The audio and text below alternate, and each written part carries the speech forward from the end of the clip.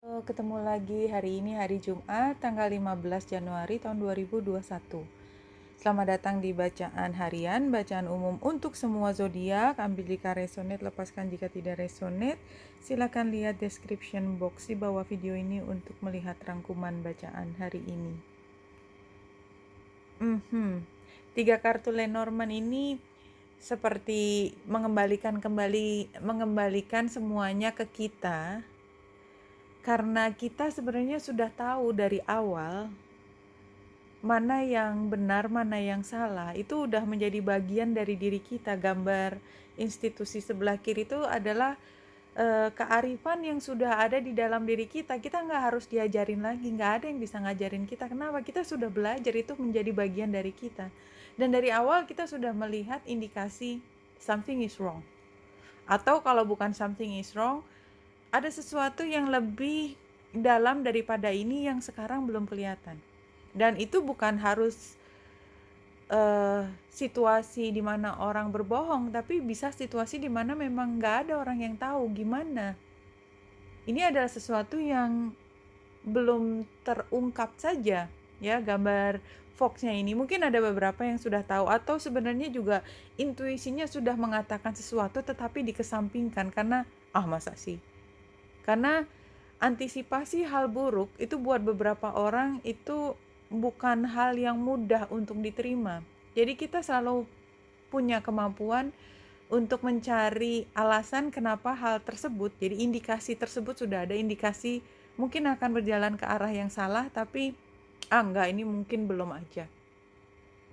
Tapi kalau saya melihat ini karena situasinya juga beda-beda tiap orang dan ini bacaan umum, barangkali ini adalah indikasi yang positif juga. Tetapi kita seperti mengatakan, iya ini emang nggak ada yang beres. Padahal sebenarnya kita tahu ini dalam proses ke arah penyelesaian, ke arah solusi. Tapi kita sendiri yang seperti menegasikan gitu ya. Membuatnya seolah-olah belum sampai di situ. Padahal sebenarnya sudah ada di situ.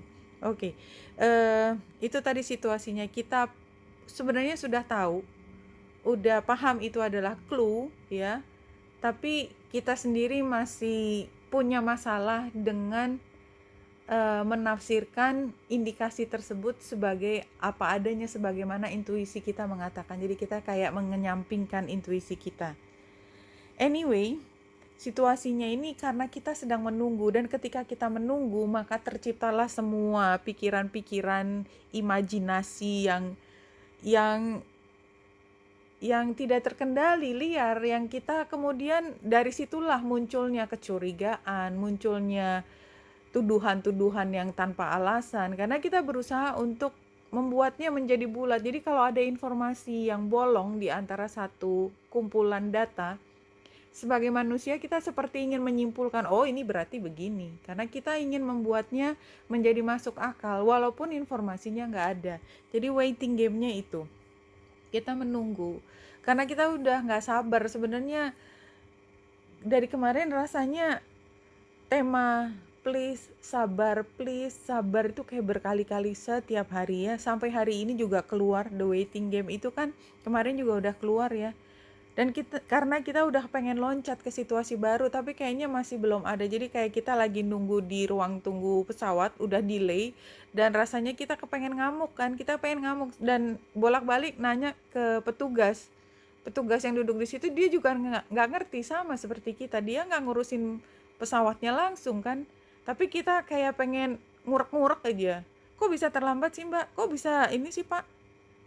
Yang kita udah tahu jawabannya, paling dia iya, kita tunggu saja informasi berikut dari lapangan misalnya gitu. Tapi ya kita nggak tahan aja, pengen nanya, dan karena kita sebel, energi marahnya itu kita salurkan ke pelampiasan yang paling dekat. Ya kalau tadi di ruang tunggu pesawat, misalnya di ruang tunggu untuk naik ke pesawat, maka yang kena ya yang jaga pintu tersebut.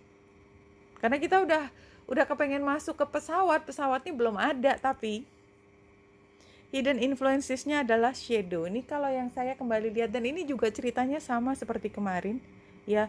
Kayaknya kita memang belum siap sih.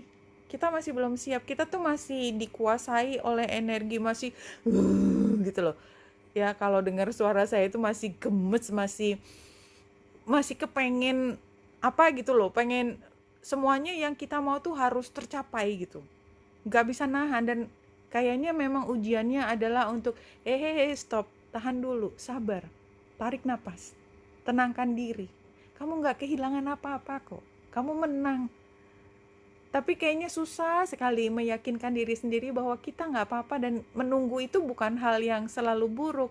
Kita bisa menggunakan waktu itu untuk hal lain, atau kita bisa mencari cara untuk membuat diri kita tenang. Ada shadow side-nya di sini. Ya, the card represent emotion, sensitivity, and reminder that nothing in life is a standstill. Jadi kita nunggu, padahal kita tahu ada sesuatu berproses. This is a world constant flux, ya, naik turun. And one thing is certain, everything changes, ya. Jadi kalaupun kita rasanya duduk diam manis di ruang tunggu tersebut, ya, dan ruang tunggu itu kita bisa artikan banyak hal. Ya, ketahuilah bahwa ruang tunggu itu berada di atas bumi, dan bumi itu selalu berputar. Cuman kita rasanya tidak kemana-mana. Padahal tanah tempat kita berpijak itu berputar, bergerak, tidak hanya dalam rotasi, tapi juga dalam mengitari matahari. For your information, I know you already know. Yeah. Kemudian advice-nya adalah crown chakra. Crown chakra itu chakra ketujuh yang ada di atas kepala kita. Karena dia berada di atas kepala kita, kita sudah tahu itu adalah tentang spiritualitas. Barangkali waktu nunggu ini memang dikasih waktu periode khusus. Coba sekarang kamu bikin koneksi tersebut. Dan kemarin saya udah ngomong kayaknya tentang koneksi kamu dengan penciptamu. Dikasih waktu nunggu, kita bisa pakai buat ngomel-ngomel. Tadi yang saya contohkan, ngomelin orang yang nunggu gerbang.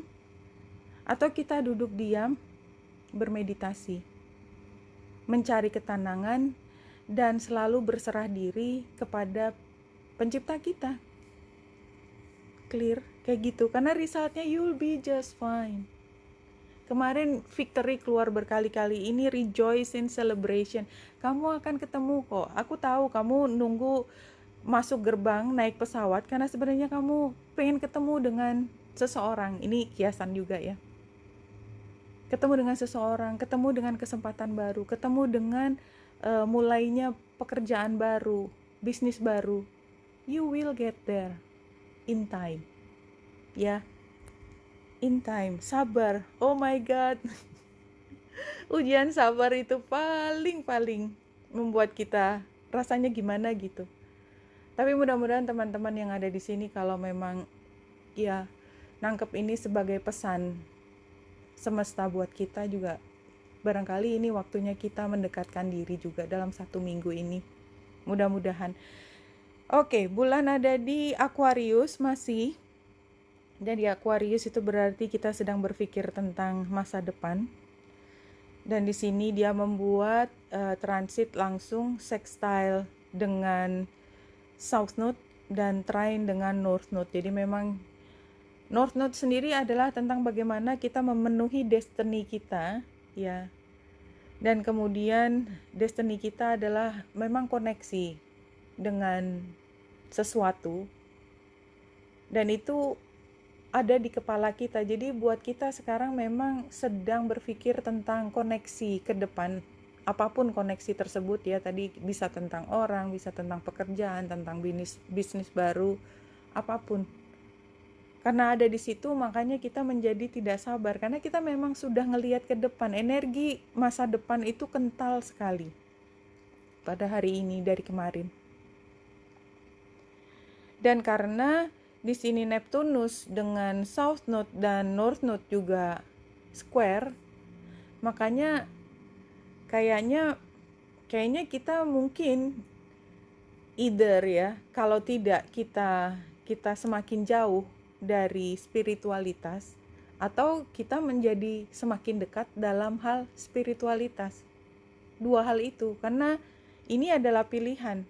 Ini tepat di 19 derajat dan 18 derajat 47 menit dibulatkan 19 derajat juga. Jadi ini adalah saat yang tepat di mana kita diberi kesempatan untuk mendekatkan diri dengan pencipta kita. It's very clear. Tapi disuruh sabar. Kayaknya semua ditahan. Supaya kita nggak, kalau bahasa Jawa istilahnya belandang gitu ya, lari, nggak ada remnya. Sekarang direm oleh semesta. Karena kita ingin dipersiapkan untuk sesuatu sebelum kita bisa lari maju dengan cepat. Jadi kayak kita mundur sebentar atau kita diam sesaat sebelum kita lari. Kayak ini di titik start. Oke. Agak rumit, jadi saya lihat yang di belakang. Trying to do it all alone, iya, karena kita udah pengen lari tadi, martir, apapun yang terjadi, mau sukar nggak apa-apa, kita pengen larinya sekarang. Challenge-nya adalah kita nggak menemukan kekuatan itu dari kita pengen lari tapi kita nggak bisa. Advice-nya, speaking without thinking, fighting for the wrong thing, retreat from argument. Saya ambil yang retreat from argument sebagai advice. Ya, advice-nya adalah jangan ngomel, apalagi ngomelin tadi yang jaga pintu, yang dia juga nggak tahu apa-apa. Jadi kalau ini disampaikan dalam keseharian kita, mungkin kita sebel sama teman kita yang kayaknya belum bisa ngembaliin utangnya, ya. Dia juga, kita tahu dia nggak bisa. Ya kita juga punya hak marahin dia. Tapi worth it nggak sih kita melukai hatinya dia gitu, misalnya ya. Nggak tahu juga sih, cuman ya itulah, karena setiap tindakan dari kita itu kan energi yang kita keluarkan, nanti pada saatnya dia akan kembali ke kita, keseimbangannya. Outcome-nya adalah adventure, risk-taking, experimental, fun, passionate, travel. Oke, jadi ini outcome-nya adalah sesuatu yang ringan. Ya udah, gerak dalam situasi yang mampu saja gitu. Jadi kalau di sini tadi apa? Adventurous. Ya udah, kalau memang situasinya baru, nunggu. Sementara kita nunggu, kita coba aja hal baru. Dan saya tadi sedang menyarankan coba hal baru itu adalah membuat koneksi itu. Ada beberapa cara ya, kalau buat teman-teman yang sudah punya ritualnya sendiri, sholat atau berdoa atau apapun, lakukanlah, nggak ada ruginya sama sekali. Itu yang bisa kita lakukan. Buat teman-teman yang lain mungkin lebih dari itu, lakukan meditasi.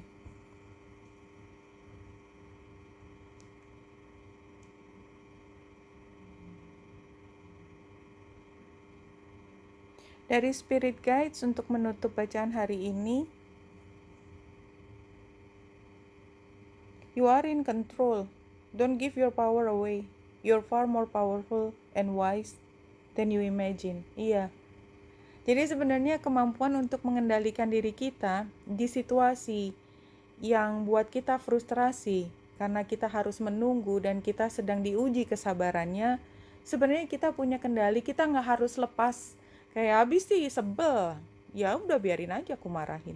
Itu kan artinya kita emang sengaja tidak mengendalikan diri. Dan kita punya pembenaran, habis aku sebel. Kalau sebel kan boleh dong aku marah. Tapi kalau kita punya kendali diri, maka kita berpikir ngapain, karena hanya karena saya sebel saya menyakiti orang lain. Misalnya seperti itu. Daripada saya membuang waktu untuk marah-marah, energi saya habis, emosi saya makin nggak karu-karuan, lebih baik saya duduk diam dan tadi lakukan ritual tadi, keagamaan atau meditasi, apapun. Okay, you are more powerful than and wise than you imagine. Okay, Wenita Indrasari di sini, semoga membantu. Salam hati dan cahaya.